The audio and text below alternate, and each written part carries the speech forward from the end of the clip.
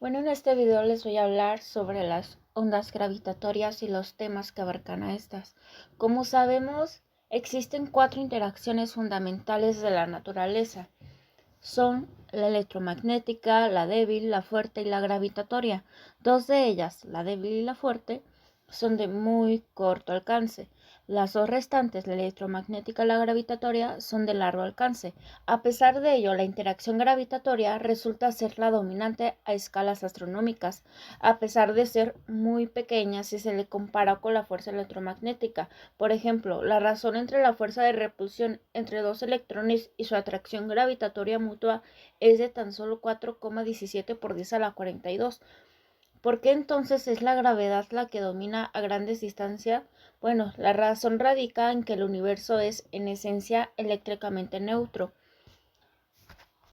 La mejor teoría que actualmente tenemos a nuestra disposición para describir la interacción gravitatoria es, sin lugar a dudas, la teoría de la relatividad general. Esta describe las fuerzas gravitatorias como una manifestación de la curvatura del espacio-tiempo. En este sentido, la gravedad resulta ser de una naturaleza intrínsecamente distinta que las otras 3 interacciones fundamentales, a diferencia de la teoría newtoniana de la gravitación, donde existe una interacción a distancia a velocidad infinita. En relatividad general, la interacción gravitatoria se propaga con una velocidad finita, la velocidad de la luz. Así pues, cuando el campo gravitatorio de un objeto dado cambia, se producen ciertas arrugas o inhomogeneidades en el espacio-tiempo que se propagan por el espacio-tiempo. Este fenómeno se conoce por el nombre de ondas gravitatorias. Y a todo esto, ¿qué son las ondas gravitacionales? Para ello empezamos con el espacio-tiempo, el cual incluye el tiempo, además de las 3 dimensiones espaciales a las que estamos acostumbrados. La relatividad describe con mucha precisión la gravedad en este universo cuadridimensional. Dado que es muy difícil visualizar 4 dimensiones, nos ponemos a imaginar una superficie flexible como lo es una cama elástica. Como modelo simplificado del espacio-tiempo en 3 dimensiones, Einstein afirmó que la gravedad es el resultado de la curvatura del espacio-tiempo. Si no hay masa en esta superficie que pueda deformarla, entonces el espacio-tiempo es plano y una esfera que ruede por la superficie se moverá en línea recta. Pero si hay una gran masa que provoca un hundimiento en la cama elástica, la esfera rodante se desviará hacia la masa debido a la curvatura de esta superficie, exactamente como si hubiera una atracción gravitatoria entre las dos masas. Cualquier cambio en la posición de las masas provocará ondas en la superficie que representan el campo gravitatorio variante. Esto es a lo que le llamamos ondas gravitacionales.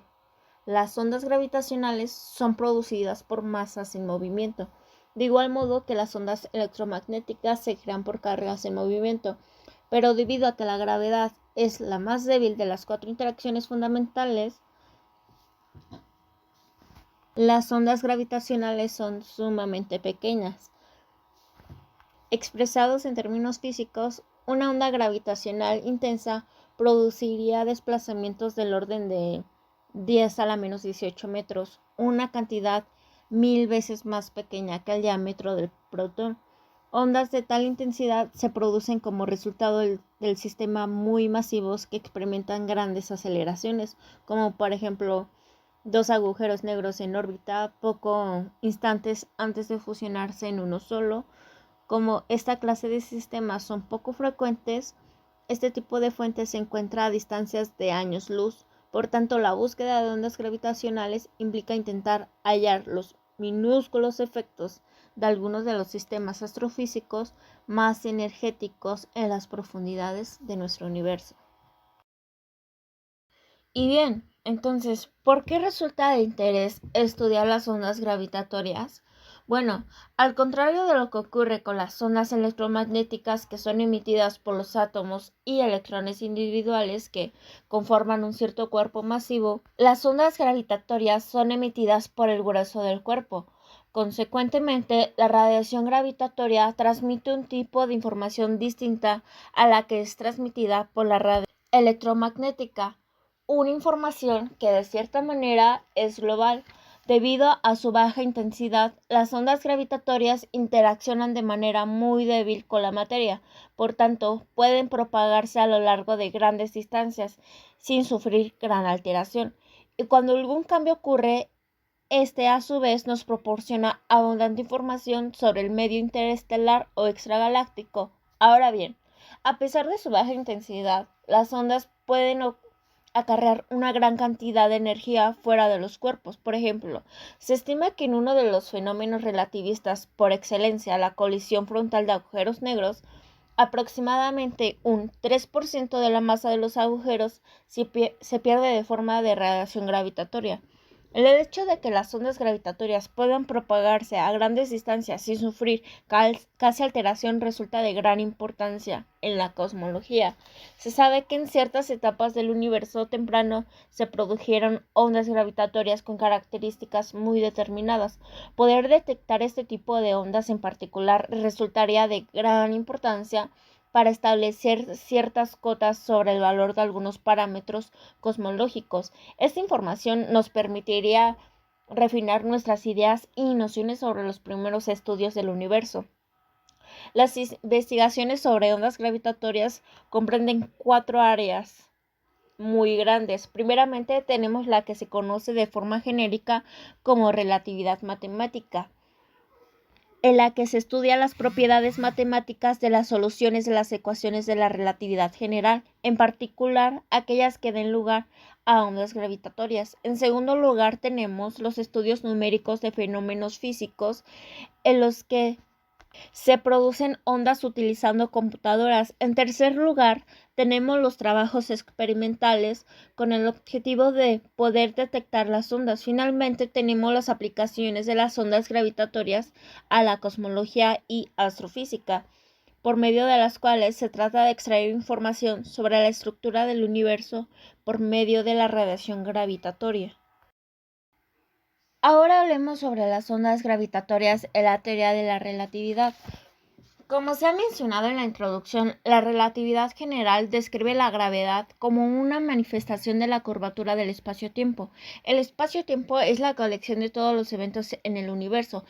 El evento es igual a la posición y el instante. Matemáticamente hablando, el espacio-tiempo tiene la estructura de una variedad de 4 dimensiones, 3 para especificar la posición y otra más para determinar el instante. Una de las características fundamentales de la teoría es que las coordenadas utilizadas para describir un evento dado carecen de contenido físico. Estas son meras etiquetas. Más aún, no existe un sistema de referencia privilegiado. Sobre el espacio-tiempo se puede definir como una cierta noción de distancia generalizada, de en función del evento 1 y el evento 2 entre dos eventos. Esta distancia se codifica en cierto objeto matemático llamado tensor métrico. Una de las características fundamentales de esta distancia es que si entre dos eventos se puede transmitir información por medio de un pulso de luz, entonces este va a ser igual a 0. La curvatura del espacio-tiempo influye de manera crucial en la manera en que se propagan los rayos de luz. Para tratar de entender el significado de la curvatura en una variedad, podemos pensar en una sola que tenga dimensiones espaciales. En este caso, si se toman 3 puntos cualesquiera y se unen trazando un triángulo, se observará que en general la suma de los ángulos no es igual a 180 grados, es decir, no es un espacio euclídeo. En los espacios-tiempos sin curvatura, la distancia entre dos rayos de luz bien cambia a un ritmo constante, bien no cambia en absoluto, los rayos son paralelos. Recordemos que los rayos de luz obedecen la llamada ley de Fermat, según la cual se propagan a lo largo de trayectorias mínimas, que a su vez depende de la curvatura de la variedad en cuestión. En ese sentido, se ha observado que los objetos masivos hacen que los rayos de luz que se propagan en su vecindad sufran de desviaciones con respecto al comportamiento que sugieren si el espacio-tiempo fuera plano. Estos efectos se han podido observar experimentalmente en, por ejemplo, los eclipses solares. Las desviaciones en las trayectorias de los rayos de luz se deben a que el campo gravitatorio en torno a objetos muy masivos es generalmente inhomogéneo, es decir, el campo cambia de punto a punto.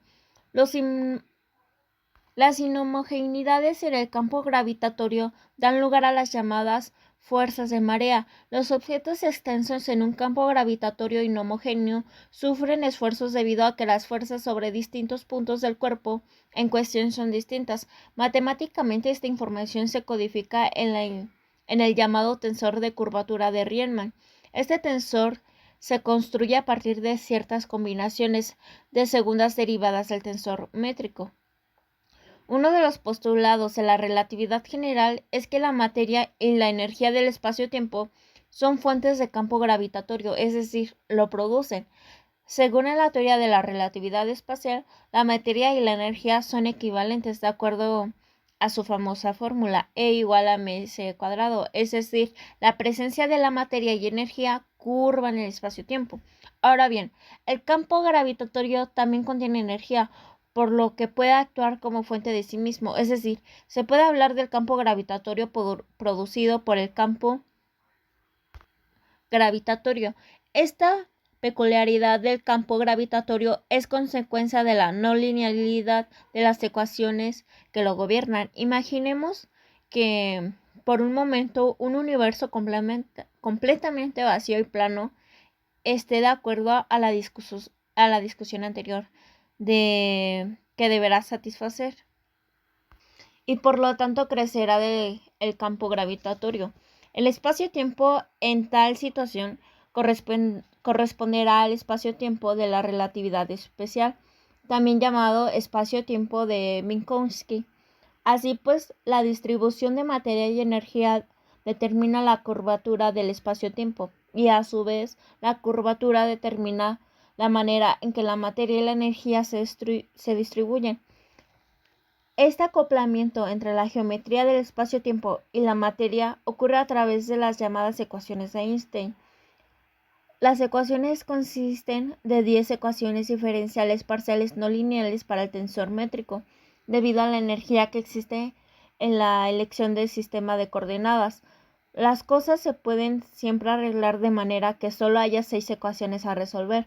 Como ya hemos mencionado, el que las ecuaciones sean no lineales tienen que ver con el campo gravitatorio.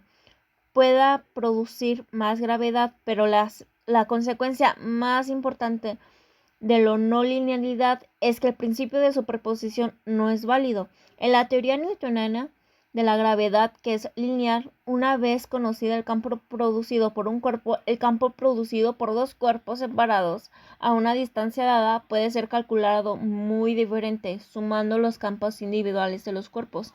Sin embargo, este procedimiento no es posible en la relatividad general, más aún, mientras que en la gravedad newtoniana tiene sentido el hacer afirmaciones sobre la energía debido al campo gravitatorio de cada uno de los cuerpos por separado. En la teoría de la relatividad general, tal asignación carece, estrictamente hablando, de sentido.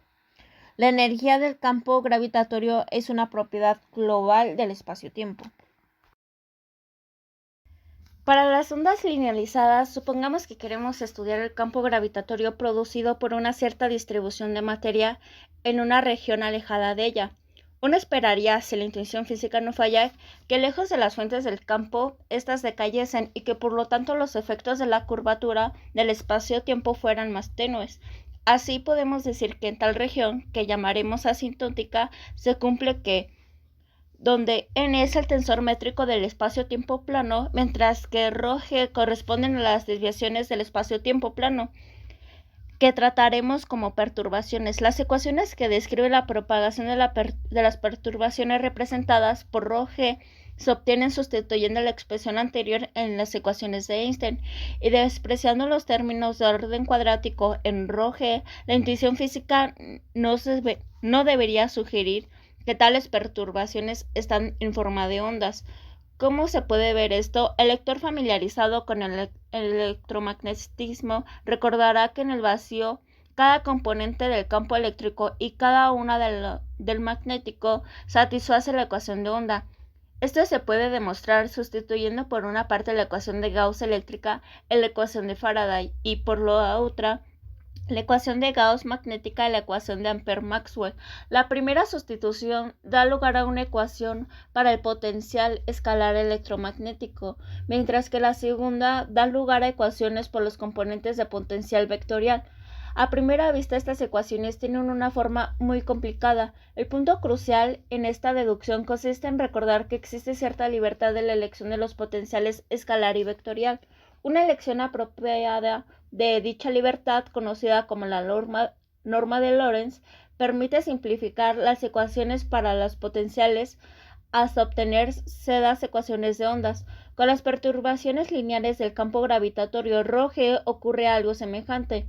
Como hemos ya mencionado, la fuerza de marea codificadas en el tensor de Riemann se construyen de segundas derivadas de la métrica, por lo tanto las perturbaciones ρg se pueden obtener como una especie de potencial. La sustitución de las perturbaciones en las ecuaciones de Einstein producen ecuaciones cuyo carácter es difícil de definir a primera vista. El análogo en la relatividad general, en la libertad de elección de los potenciales escalar y vectorial del electromagnetismo, en la libertad que se tiene en la elección de coordenadas. Una elección adecuada de dicha libertad, la norma TT Gauss en inglés, nos permite deducir que la región asintótica en la siguiente ecuación, es decir, ¿qué nos dice esta ecuación?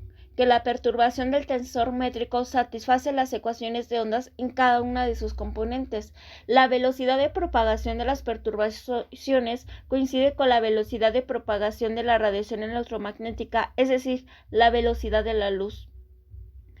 Al estudio de las soluciones de esta ecuación se le conoce por el nombre de gravedad linealizada. Las ondas gravitatorias lineales tienen propiedades muy similares a las de las ondas electromagnéticas. En particular, ambas tienen dos estados de polarización y sus efectos son transversales a la dirección de propagación de las ondas, como se manifiestan físicamente dichos estados de polarización. Bueno, recordemos que la curvatura del espacio-tiempo se manifiesta por medio de las fuerzas de marea. Así, si consideramos un anillo circular de partículas que se encuentra en un plano ortogonal a la dirección de propagación de las ondas, uno de los estados de polarización, que llamaremos positivo, alargará y comprimirá el anillo de partículas a lo largo de direcciones ortogonales.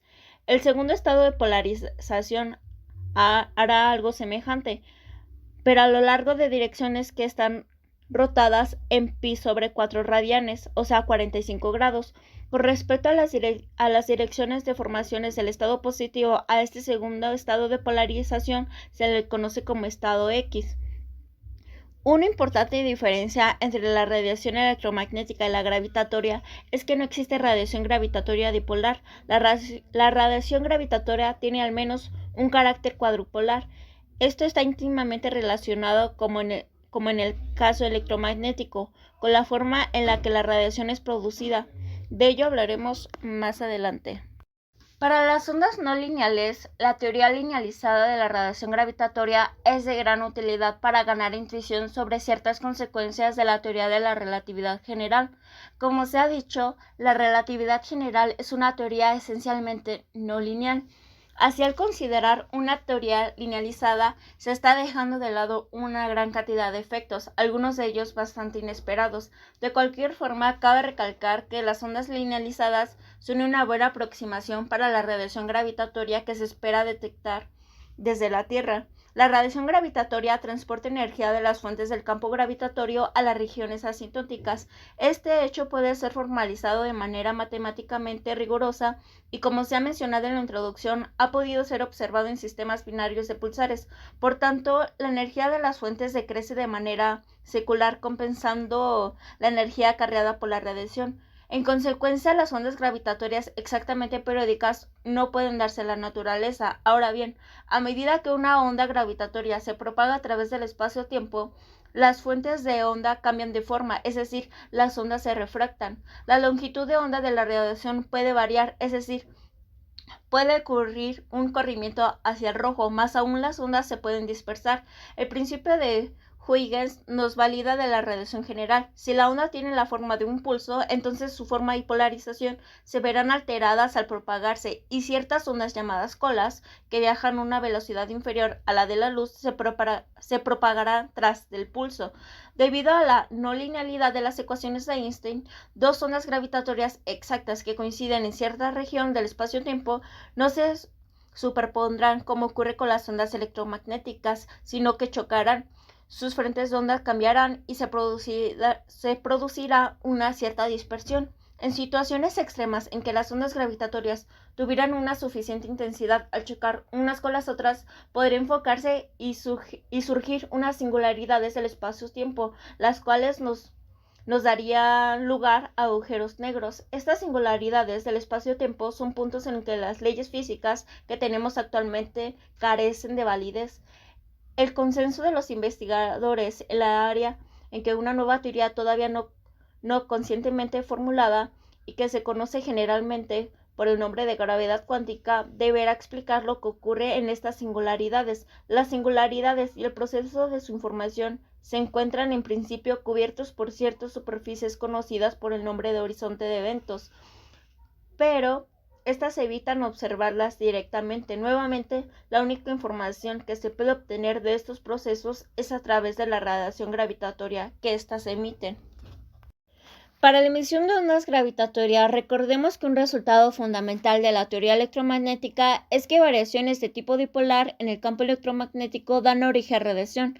En el caso del campo gravitatorio, la situación es algo más compleja. En relatividad general existe un teorema que dice que un cuerpo esférico arbitrario y un agujero negro esférico crean el mismo campo gravitatorio en el exterior del cuerpo, incluso si el cuerpo pulsa de manera esférica. Por consecuencia, la radiación gravitatoria solo puede ser generada por objetos que pulsen de manera no esférica. Para ser más precisos, una condición necesaria para la producción de radiación gravitatoria es la existencia de variaciones de tipo cuadrupolar en el campo gravitatorio. A pesar de que la teoría de la relatividad general es altamente no lineal, se conoce con cierto detalle algunos mecanismos que pueden dar lugar a radiación gravitatoria. La existencia de pequeñas montañas en estrellas de neutrones da origen a suficiente variación en la estructura cuadrupolar del campo gravitatorio como para producir radiaciones gravitatorias detectables. Dado que se estima que el 1% de la población estelar de nuestra galaxia está formada por estrellas de neutrones y su frecuencia de rotación está en torno a los 300 Hz, se tiene bastante optimismo en que este tipo de ondas puede ser detectado. Las fuentes de radiación gravitatoria se pueden dividir en tres categorías. La primera contiene fuentes catastróficas por explosión, tales como la coalescencia de sistemas compactos de estrellas binarias o la formación de estrellas de neutrones o de agujeros negros en una supernova, por ejemplo. Debido a que estos sistemas pierdan energía debido a la radiación gravitatoria, sus periodos orbitales se reducen con el tiempo. A este fenómeno se le conoce como coalescencia. Este es precisamente el tipo de efecto observado por Hulse y Taylor en el sistema PCR 1913-16. La siguiente clase está formada por fuentes de banda estrecha que incluyen tanto la rotación de estrellas individuales no así como estrellas binarias lejos de la coalescencia. Estos sistemas son cuasi periódicos debido a la pérdida de energía debido a la emisión de ondas. La última clase de fuentes son los fondos estocásticos debido a los efectos integrados de muchas fuentes periódicas en nuestra galaxia o por grandes poblaciones de fuentes explosivas a muy largas distancias, o por efectos como los incluidos en la clase anteriores ocurridos en el universo primitivo. Los fondos estocásticos son muy difíciles de detectar con un único dispositivo porque son prácticamente indistinguibles el ruido instrumental. Estas observaciones consistirían en principio bancos de pruebas de la física a escalas de energía inaccesibles o a las aceleraciones de partículas actuales. Como vemos en la figura, aquí se muestra una representación gráfica de las arrugas inducidas por las fuentes de ondas en el espacio-tiempo. La figura de arriba, la figura superior, corresponde a una fuente axisimétrica y la inferior a un sistema binario. Uno de los primeros intentos de detección de ondas gravitatorias fueron llevados a cabo por Joseph Weber. El tipo de dispositivo que construyó se conoce actualmente como detector resonante y consiste generalmente en un enorme cilindro de aluminio de masa en torno a una toleda. La idea del detector es tener un cilindro cuya banda de resonancia caiga en el rango de las ondas que se quieren observar. De esta manera, las minúsculas oscilaciones producidas por la fuerza de marea sobre el cilindro serán amplificadas y habría, en principio, la posibilidad de distinguirlas del ruido de este aparato. El resonador recuerda el efecto de la onda, ya que continúa oscilando largo tiempo después de que ésta haya pasado. En general, este tipo de detectores se usan técnicas criogénicas, esto para reducir el ruido térmico. Es claro que la banda de detección de ondas para este tipo de dispositivo es bastante estrecha, por lo que como alternativa tenemos a los detectores resonantes, los cuales son los interferométricos. Cualquier dispositivo de este tipo que sea capaz de detectar cambios de posición relativos entre masas situadas en direcciones perpendiculares pueden ser empleados como detector de ondas gravitacionales. Al pasar una onda, la longitud de los brazos del detector cambiaría en antifase, lo cual nos induciría a un cambio de intensidad de luz que llegaría al receptor del dispositivo. Para poder detectar una onda gravitatoria, uno requiere un interferómetro con una extensión de brazos comparable a la longitud de onda de la onda que se quiere observar.